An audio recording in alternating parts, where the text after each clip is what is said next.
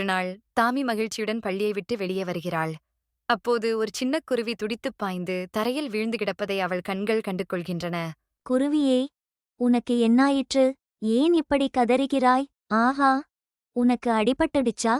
சற்று நிமிர்ந்து பார். நான் இருக்கேன், உனக்கு உதவி செய்யப் போறேன். பூதமே, எனக்கு ஒரு உதவி வேணும். ஒரு சிறிய உதவி வேணும். பூதமே, எனக்காக உடனே வா. ஆ, குழந்தையே, என்னை அழைத்தாயா?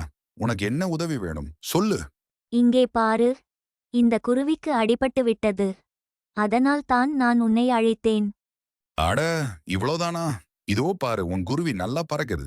அட, மிகவும் நன்றி. அட, இந்த சிறிய குருவிக்கு நீ உதவி செய்ய நினைச்சதுதான் பெரிய விடயம். நன்றி எதுக்கு? சரி செல்லங்களே, நீங்களும் பிற உயிர்களின் மேல் அன்பாகவும் அக்கறையாகவும் இருங்கள். அவை மனிதர்கள், விலங்குகள், தாவரங்கள் எதுவாக இருந்தாலும் அன்பு காட்டுவது சிறந்த இயல்பு.